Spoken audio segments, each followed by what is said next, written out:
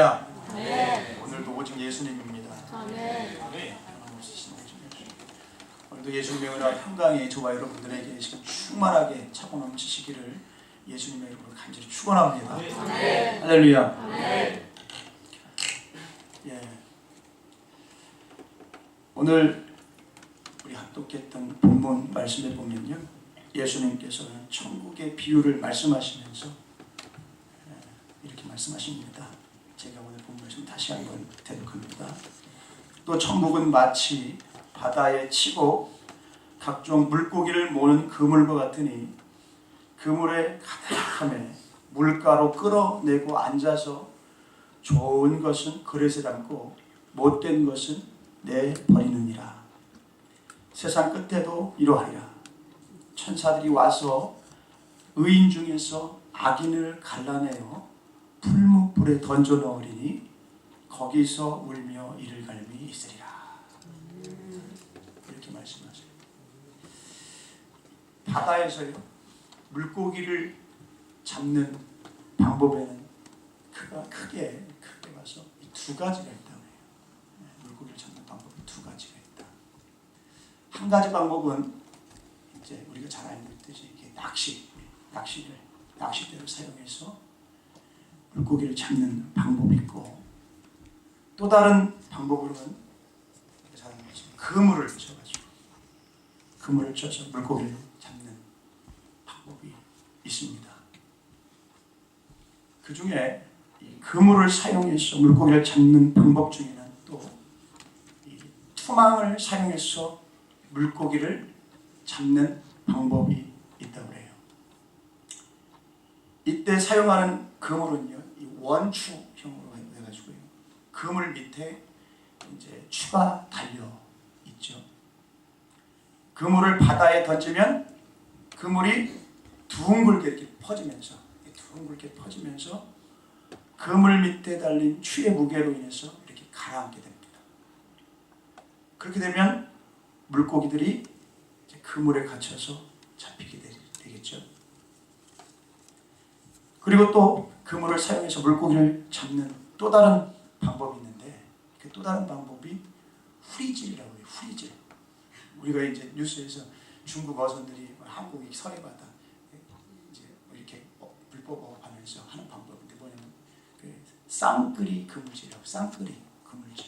그래가지고 이런 방법이 있는데, 이것은 바다의 그물을 넓게 둘러쳐 가지고요, 배나 아니면 여러 사람이 그물의 양쪽 끝을 당긴다고 해요. 그렇게 하면 그물이 마치 활의 모양처럼 되는데 그것을 무태까지 끌어당겨 가지고 물고기를 잡는 방법. 이때는 큰 물고기도 잡히고 작은 물고기도 잡히고 뭐 여러 종류, 별의별 종류의 물고기가 다 잡히겠죠. 그 중에 이제 좋은 물고기는 따로 옮기고, 또 쓸모없는 것들은 다 내버려 가지고 좋은 물고기만 가지고 가게 된다는 거예요.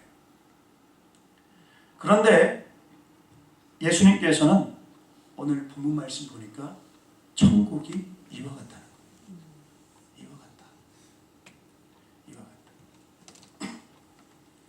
물고기들이 바다에 있을 때에는 자유롭게 자기 마음대로 돌아다닙니다.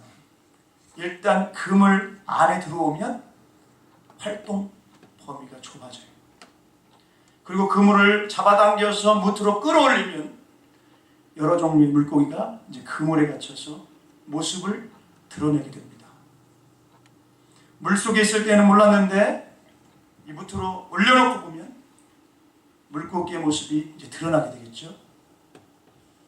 그래서 좋은 물고기와 쓸모없는 물고기를 구분할 수 있게 됩니다. 하나님의 심판은 마치 그물을 무트로 끌어올리는 것과 같다는 거예요. 마지막 때가 되면 사람들의 참 모습이 드러나게 됩니다.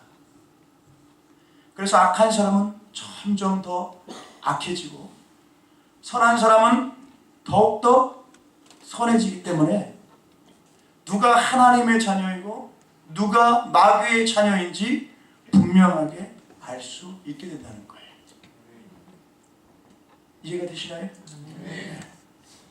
요한일서 3장 10절 말씀을 제가 대독합니다. 이러므로 하나님의 자녀들과 마귀의 자녀들이 나타나나니 무릇 의를 행하지 아니하는 자나 또는 그 형제를 사랑치 아니하는 자는 하나님께 속하지 아니하니라. 이렇게 기록되어 있습니다. 이 말씀은 행위로 구원받는다는 것을 강조하는 것이 아니라 그 사람이 참으로 예수님을 믿어 구원받아 하나님의 자녀가 되었다면, 예수님을 믿어 구원받아 하나님의 자녀가 되었다면 하나님의 자녀인 증거가 나타난다는 거예요. 하나님의 자녀로서의 어떤 그 증표, 이 증거가 그의 모습 속에서 나타난다. 이런 의미를 가지고 있는 것입니다. 오랫동안 교회 다녔다고 해도 예수님을 믿지 않아 구원받지 못했다면 그 사람은 하나님의 자녀가 아니고 마귀의 자녀일 수밖에 없다는 것입니다. 그 사람의 성품이나 행동으로 그것이 나타난다. 그 사람의 성품이나 행동으로 그것이 나타난다. 그러므로 형제를 사랑하지 않고요, 오히려 불의한 짓을 한다면 자신이 마귀의 자녀라는 것을 보여주는 반증이 될 수 있다는 거예요. 반대로 형제에게 불의한 짓을 하지 않고 형제를 사랑한다면 자신이 하나님의 자녀라는 것을 보여주는 그런 증거가 될 수도 있겠지요. 교회 안에는 여러 종류의 사람들이 있습니다만 크게 두 부류로 나눌 수 있다는 거예요. 한 부류는 교회에 다니긴 하지만 거듭나지 못한 사람이 있어요. 겉으로 보기에는 교인처럼 보입니다. 예배도 드리고 찬양도 하고 기도도 하고 충성도 하니까 겉으로 보면 교인과 같아 보인다는 거예요. 그런데 그 중에 성령을 거듭나지 못한 사람이 있어요. 이러한 사람은 예수님을 믿지 않는 사람이라는 거죠. 또 한 부류는 성령으로 거듭난 참된 성도가 있습니다. 참된 성도들은 은혜를 받는다는 거예요. 은혜를 받는다. 성령님이 그 안에 계시기 때문에 성령으로 말미암아 성령님의 은혜 가운데 살게 된다. 아멘. 성령의 은혜를 받으면 받을수록 예수님의 성품을 닮아가게 되어서 사랑이 많아지게 된다는 거예요. 할렐루야. 그러나 거듭나지 못하는 사람은 점점 더 악해지고 사나워져서 자신이 마귀의 자녀인지 육에 속한 자인지 모른다는 거예요. 오히려 그런 모습들을 보여준다. 지난주에도 본 것처럼 유다서 그 1장 17절로 19절 말씀이군요. 사랑하는 자들아, 너희는 우리 주 예수 그리스도의 사도들의 미리 한 말을 기억하라. 그들이 너희에게 말하기를 마지막 때에 자기의 경건치 않은 정욕대로 행하며 기롱하는 자들이 있으리라 했나니, 이 조롱하는 자들이 있으리라 했나니, 이 사람들은 당을 짓는 분열을 일으키는 자며 육에 속한 자며 성령은 없는 자니라. 이런 말씀입니다. 그리스도인들은 그 안에 하나님의 성령님이 계십니다. 아멘. 그런데 육에 속한 사람, 거듭나지 못한 사람 속에는요 성령님이 계시지 않다는 거예요. 요한삼서 1장 9절로 11절의 말씀에 보면요 또 이런 말씀이 나옵니다. 제가 대독합니다. 내가 두어 자를 교회에 썼으나 저희 중에 으뜸되기를 좋아하는 디오드레베가 우리를 접대하지 맞아들이지 아니하니, 이러므로 내가 가면 그 행한 일을 잊지 아니하리라. 저가 악한 말로 우리를 망령되이 편론하고도 유이 부족하여 비방하고도 오히려 부족하여 형제들을 접대치도 맞아들이지도 아니하고 접대하고자 맞아들이고자 하는 자를 금하여, 오히려 금해 교회에서 내어 쫓는도다. 사랑하는 자여, 악한 것을 본받지 말고 선한 것을 본받으라. 선을 행하는 자는 하나님께 속하고 악을 행하는 자는 하나님을 배우지 못하였느니라. 아멘. 지금 대독한 이 말씀 보니까요, 골치 아픈 한 사람으로 인해서 교회가 엉망이 됐다는 거예요. 이 사람이 교회에서 주인 노릇을, 왕 노릇을 했다. 예수님을 믿지도 않는 사람이 교회에서 큰 소리치고 모든 것을 자기가 주장하려 하고 자기 말을 듣지 않으면 안 되게 했고 꼼짝할 수 없게 만들었다는 거예요. 이 사람은 으뜸되기를 좋아했다는 거예요. 거기에 대해서 더해서 하나님의 종을 맞아들이지도 않았다는 것이죠. 오히려 악한 말로 비방했다. 형제들을 맞아들이지도 않고 형제를 영접해주는 사람이 있으면 교회에서 오히려 내어 쫓아버렸다는 거예요. 지금 읽어보니까 디오드레베가 그러네. 디오드레베. 얼마나 악한가. 그래서 사도 요한은 요한 3서 1장 11절 이런 말씀을 합니다. 대독합니다. 사랑하는 자여, 악한 것을 본받지 말고 선한 것을 본받으라. 악한 것을 본받지 말고 선한 것을 본받으라. 선을 행하는 자는 하나님께 속하고 악을 행하는 자는 하나님을 배웁지 못하였느니라. 이렇게 말씀하고 있어요. 여튼 오늘 본문 말씀은 오늘날 살아가고 있는 우리들에게 몇 가지 교훈을 주고 있는데요. 첫째로, 그물 안에 여러 종류의 물고기가 있듯이 지상에 있는 이 교회들 안에도요 여러 종류의 사람들이 있다는 거예요. 교회 안에는 훌륭한 성도들만 있는 것이 아닙니다. 엉터리 신자도 많이 있다는 거예요. 교회 안에는 죄인들이 많이 있습니다. 마태복음 9장에 보면 세리 마태가 예수님의 제자가 된 후에 기뻐서 잔치를 열어 예수님을 초대했어요. 마태가 예전에 세리였으니 이제 세리인 친구들이 마태의 초대를 받고 그곳에 많이 왔습니다. 예수님이 그들과 함께 식사하고 계셨어요. 바리새인들이 이것을 보고 예수님의 제자들에게 이런 말을 합니다. 너희 선생은 세리와 죄인들과 함께 잡수시느냐? 이렇게 따졌어요.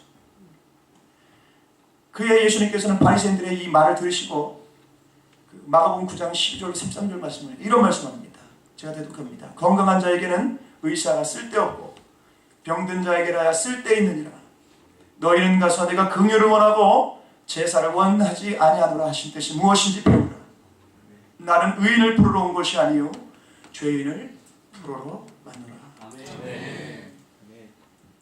이와 같은 내용이요 이 공관복음인 누가복음 5장에 나와 있어요.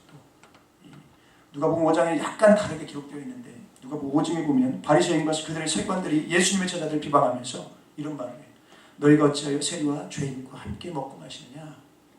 이렇게 말하자 예수님께서 또 이 말을 들으시고 하신 말씀 앞전에 마태복음 말씀 비슷하게 건강한 자에게는 의원이 쓸데없고 병든 자에게라야 쓸데있나니 내가 의인을 부르러 온 것이 아니요 죄인을 불러 뭐 하시러 오셨다고요?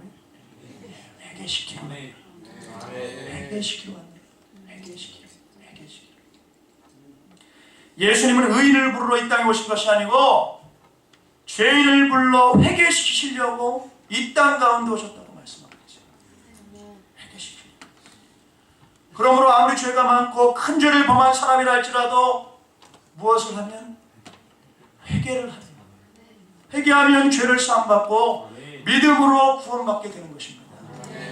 중요한 것은 회개하느냐 아니면 회개하지 않느냐. 회개하느냐 회개하지 않느냐. 회개하느냐 회개하지 않느냐. 이거예요. 교회 안에는 불신자와 신자가 함께 있습니다. 불신자들은 교회 다녀도 죄를 회개하지 않는다는 거예요. 불신자들은 성령으로 거듭나지 못한 사람들입니다. 그 안에는 성령이 없다는 거예요. 그들은 육에 속한 사람이다. 구원받지 못한 사람이라는 거예요. 그러나 진실한 성도에게는 회개가 있다는 것입니다. 회개함으로 용서받고 의롭다함을 받고 주님은 마치 죄를 하나도 범하지 않은 것처럼 죄를 다 씻어주실 뿐만 아니라 기억하시지도 않으신다. 그러므로 회개한 사람은 천국에 들어가서 영생 복락을 누리게 되는 것입니다. 마태복음 22장에 보면 예수님은 천국에 대한 비유를 또 말씀하셨어요. 마태복음 22장 2절로 10절 말씀을 제가 대독합니다. 천국은 마치 자기 아들을 위하여 혼인잔치를 베푼 어떤 임금과 같으니 그 종들을 보내어 그 청한 사람들을 혼인잔치에 오라 하였더니 오기를 시어하거늘 다시 다른 종들을 보내며 가로되 청한 사람들에게 이르기를 내가 옷차를 준비하되 나의 소와 살찐 짐승을 잡고 모든 것을 갖추었으니 혼인잔치에 오소서 하라 하였더니 저희가 돌아보지도 않고 하나는 자기 밭으로 하나는 자기 상업차로 가고 그 남은 자들은 종들을 잡아 능욕하고 죽이니 임금이 노하여 군대를 보내요. 그 살인한 자들을 진멸하고 그 동네를 불사르고 이에 종들에게 이르되 혼인잔치는 예비되었으나 청한 사람들은 합당치 아니하니 사월이 길에 가서 사람을 만나는 대로 혼인잔치에 청하여 오노라 한데 종들이 길에 나가 악한 자나 선한 자나 만나는 대로 모두 되리오니 혼인 자리에 손이 가득한지라. 이렇게 말씀드립니다. 얼마나 놀라운 일이에요. 그렇죠? 또 디모데전서 2장 4절 말씀을 보면 이런 말씀이 나옵니다. 대독합니다. 하나님은 모든 사람이 구원을 받으며 진리를 아는 데 이르기를 원하시느니라. 아멘. 교회는 문턱이 있으면 안 돼요.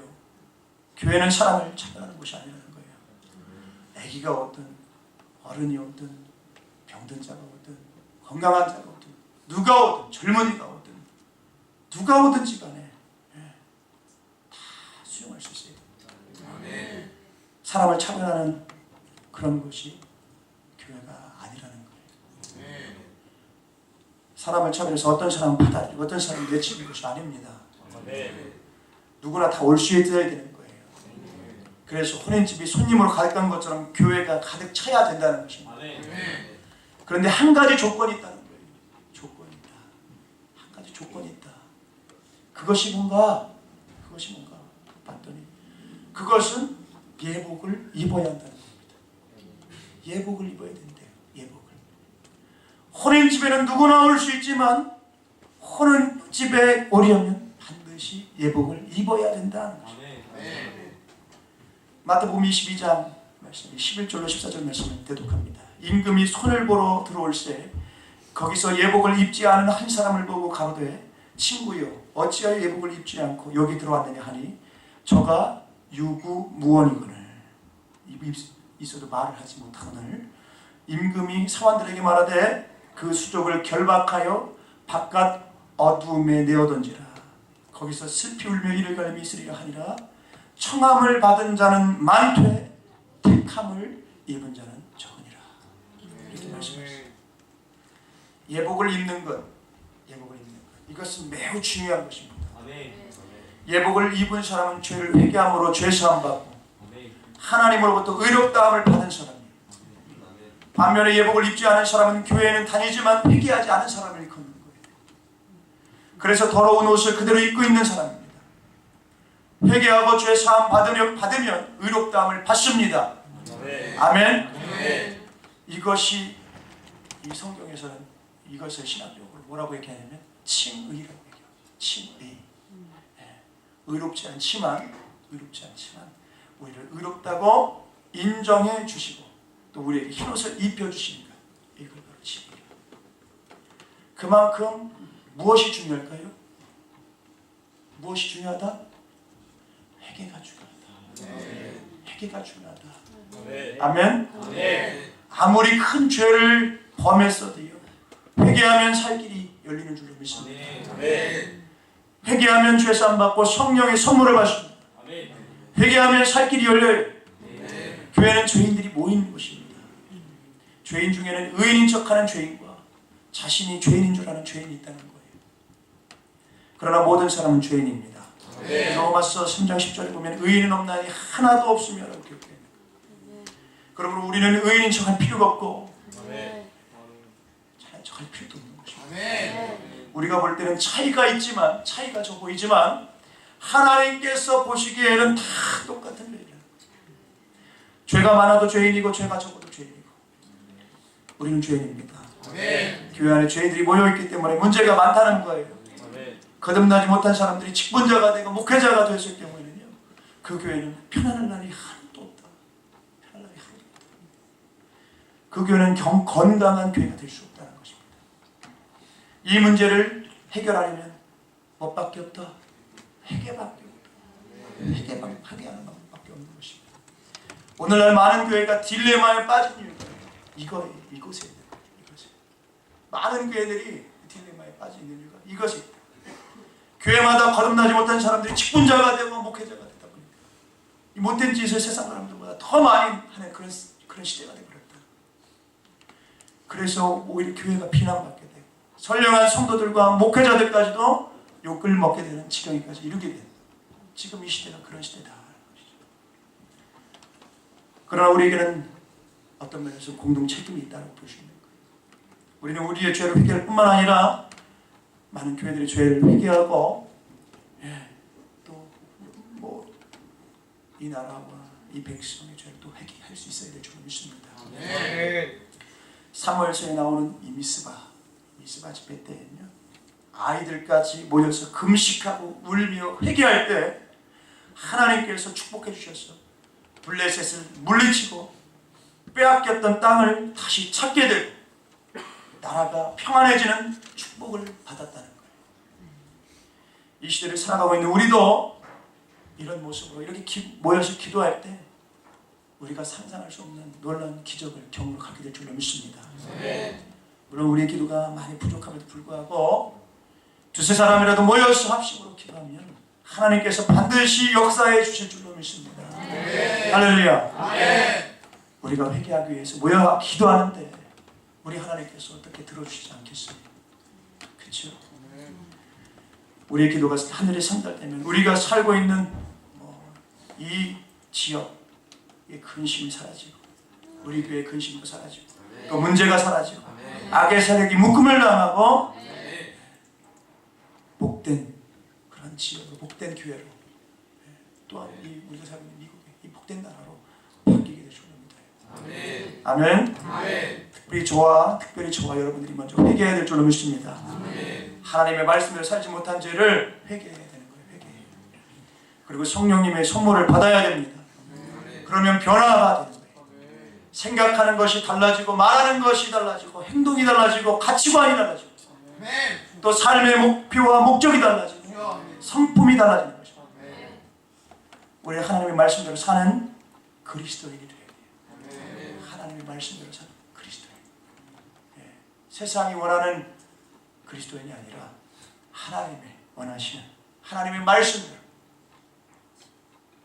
그런 그리스도인이 되어야 된다. 말만 하고 안 하는 바리새인 서기관 같은, 지난주에 말씀드렸던 악한 주인공들이 되서는 안 될 줄로 믿습니다. 특별히 우리 예수님 말씀하신 계명을 지키며 살아야 돼요. 마음을 다하고 뜻을 다하고 목숨을 다해서 하나님을 사랑하고 이웃을 내 몸과 같이 사랑하고 우리를 괴롭게 하는 그런 사람을 위해서 기도하는 그런 성도가 되어야 될 줄로 믿습니다. 로마서 12장 14절 말씀을 보니까 사도 바울이 이런 말씀이죠. 너희를 핍박하는 자를 축복하라. 축복하고 저주하지 말라. 그리고 또 로마서 12장 17절 21절 말씀을 보니까 사도 바울이 이런 말을 합니다. 아무에게도 악으로 악을 갚지 말고 모든 사람 앞에서 선한 일을 도모하라. 할 수 있거든 너희로서는 모든 사람으로 더불어 평화하라. 내 사랑하는 자들아, 너희가 친히 원수를 갚지 말고 하나님의 진노하심에 맡기라. 기록되었을 때 원수 갚는 것이 내게 있으니 하나님께만 있다. 내가 갚으리라고 주께서 말씀하시느니라. 네 원수가 줄이거든 먹이고 목마르거든 마시거라. 그리함으로 내가 숯불을 그 머리에 쌓아놓으리라. 악에게 지지 말고 무엇으로 악을 이기라? 선으로 악을 이기라. 아멘. 쉬운 일이 아니죠. 쉬운 일이 아니죠. 그래서 우리는 기도하는 것입니다. 선으로 악을 이길 수 있는 영력 달라고, 영감 달라고 기도하는 거예요. 예수님을 믿든지 믿지 않든지 좋은 사람이거나 나쁜 사람이거나 모든 사람과 더불어 화목하래. 참 힘듭니다. 말씀 지키기. 그렇죠? 하지만 우리가 이 말씀대로 살면 하나님께는 영광을 돌리게 되고 세상 사람들에게는 빛이 되어서 예수님을 믿는 사람들은 좋은 사람이다, 예수님을 믿는 사람들은 훌륭한 사람이다라는 말을 듣게 되어가지고 많은 사람들이 하나님께 돌아오는 역사가 일어나게 될 줄로 믿습니다. 아멘. 결코 쉬운 일은 아니에요. 우리도 이번에 겪어봐서 알잖아요. 품는다는 거, 사랑한다는 게 쉬운 일은 아닙니다. 하지만 그렇게 할 때 놀라운 역사가, 놀라운 능력의 역사가 나타나게 될 줄로 믿습니다. 할렐루야. 또 둘째로 오늘 본문이 우리에게 주는 교훈은요, 반드시 심판이 있다는 거예요. 반드시 심판이 있다. 심판에는 마지막 심판과 현재적 심판이 있습니다. 마지막 심판은 장차 모든 사람이 하나님의 보좌 앞에 서서 받게 되는 심판입니다. 그때는 양과 염소를 나누듯이 하나님께서 모든 사람을 천국에 갈 사람과 지옥에 갈 사람으로 나누신다는 거예요. 지옥에 갈 사람은 영벌을 당하게 되고 천국에 갈 사람은 영생을 얻게 됩니다. 계시록 20장 12절로 15절 말씀을 보면요, 마지막 심판에 대해서 자세하게 기록되어 있습니다. 제가 대독합니다. 또 내가 보니 죽은 자들이 물온 대소하고 큰 자나 작은 자나 그의 보좌 앞에 섰는데 책들이 펴있고 또 다른 책이 펴졌으니 곧 생명책이라. 죽은 자들이 자기 행위를 따라 책들에 기록된 대로 심판을 받으니 바다가 그 가운데에서 죽은 자들을 내어주고 또 사망과 음부도 그 가운데서 죽은 자들을 내어주매 각 사람이 자기의 행위대로 심판을 받고 사망과 음부도 불못에 던지오니 이것은 둘째 사망 곧 불못이라. 누구든지 생명책에 기록되지 못한 자는 불못에 던지우리라. 이렇게 기록되어 있어요. 이 세상에서 살다가 죽은 사람들까지 다 부활해서 심판을 받게 되는데 이것을 심판의 부활이라고 합니다. 심판의 부활. 예수님이 재림하실 때 부활하는 것은 예수님을 믿고 죽은 사람들이 부활하는 것인데 이것은 첫 번째 부활이에요. 마지막 심판 때에 부활하는 것은 두 번째 부활입니다. 예수님을 믿는 사람은 두 번 태어나고 한 번 죽습니다. 두 번 태어나고 한 번 죽어요. 그에 반해 예수님을 믿지 않는 사람은 한 번 태어나고 두 번 죽습니다. 이 말이 무슨 말인가 하니 예수님을 믿는 사람은 어머니 배에서 태어나 사람이 되고 어머니 뱃속에 태어나면서 한 번 태어나고 또 예수님을 믿고 구원받아 하나님의 자녀로 이 거듭남, 중생 이것을 경험하게 됩니다. 이렇게 두 번 태어나는 거예요. 두 번 태어나는. 이것을 지금 말씀드린 대로 거듭남, 중생 거듭남, 중생 이게 두 번 태어나는 거예요. 예수님을 믿는 사람의 죽음은 육신의 죽음 한 번밖에 없다는 거예요. 반면에 지옥에 가는 두 번째 죽음은 예수님을 믿는 사람들에게는 없는데요. 그러나 예수님을 믿지 않는 사람에게는 거듭나지 못했기 때문에 한 번밖에 태어나지 못해요. 한 번밖에 태어나지 못해요. 그래서 육신도 죽고 영도 죽고 이렇게 두 번 죽는 거예요. 육신만 죽는 것이 아니라 심판받고 영원한 불못에 들어가서 영원히 고통을 당하는 두 번째 죽음까지. 두 번 죽는다. 생명책 이름이 기록된 사람들은 심판을 면하고 천국에 가서 하나님과 영원히 살게 됩니다. 아멘. 예수님이 재림하시는 날에는 우리 예수님께서 다시 오시는 날에는 누가 양이고 누가 염소인지 분명하게 알게 됩니다. 평소에는 저와 여러분들이 알 수 없지만 예수님이 다시 오시는 그날, 재림하시는 그날에는 다 드러나게 된다는 거예요. 또 한 가지 심판으로 현재적 심판이 있는데 혼란과 핍박을 통해 우리의 믿음이 드러난다는 거예요. 혼란과 핍박을 통해 우리의 믿음이 드러난다. 진짜 그리스도인인지 아닌지, 좋은 믿음을 가졌는지 엉터리 믿음을 가졌는지, 믿음이 강한지 약한지 이게 드러난다. 이것이 바로 현재적 심판입니다. 현재적 심판. 환난과 핍박이 오면 많은 사람들이 하나님을 떠나고 교회를 떠납니다. 이것도 일종의 현재적 심판이라는 거예요. 마지막 심판이 있기 전에 이런 현재적 심판이 있다는 것입니다. 그리고 또 오늘 본문이 우리에게 주는 세 번째 교훈은 의인 중에 악인을 갈라내어서 풀무불에 던져넣게 된다는 거예요. 성경에서 말하는 의인은 구원받은 하나님의 백성, 즉 죄를 회개함으로 의롭다함을 받은 사람을 가리켜요. 그리고 악인은 구원받지 못한 사람들을 가리키는데요. 회개하지 않으므로 죄가 그대로 남아있는 사람을 가리킵니다. 본문 마태복음 13장 49절로 50절 말씀을 제가 대독합니다. 세상 끝에도 이러하리라. 천사들이 와서 의인 중에서 악인을 갈라내어 풀무불에 던져 넣으리니 거기서 울며 이를 갈미 있으리라. 이런 말씀. 이 사람들에게는 후회하는 눈물이 없었다. 회개하는 눈물이 없었다. 회개하는 눈물이 없었다. 회개하는 눈물이 없어요.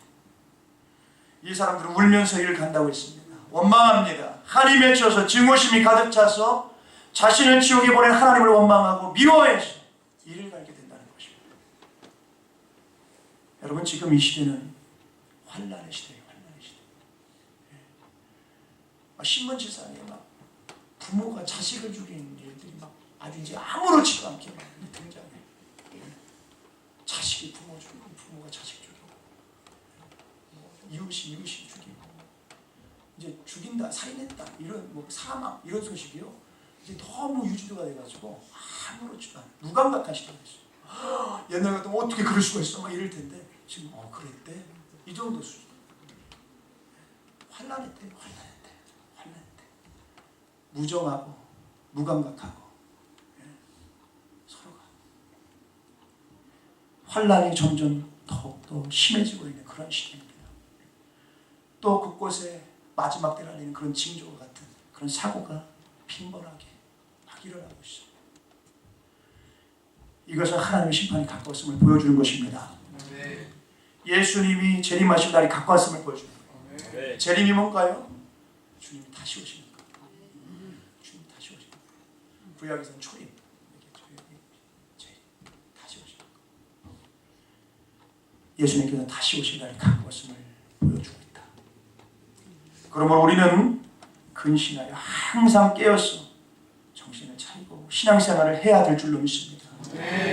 그날이 오기 전에 우리는 철저히 회개하고 믿음으로 구원받아 우리 예수님이 언제 오시더라도 마라나타 주 예수여 어서 오시옵소서, 마라나타 주 예수여 어서 오시옵소서 기쁨으로 예수님을 맞이할 수 있는 그런 복된 성도가 다 되어야 될 줄로 믿습니다. 할렐루야. 그런 저와 여러분들이 다 되시길 예수님의 이름으로 간절히 축원합니다. 아멘. 열심히 예배드리고 기도하고 전도하고 충성하고 사랑하고 예배드리고 그 일만 하다가 주님 맞이할 수 있으면 좋겠어요. 이렇게 깨어있는 저와 여러분들 다 되시길 예수님의 이름으로 축원합니다.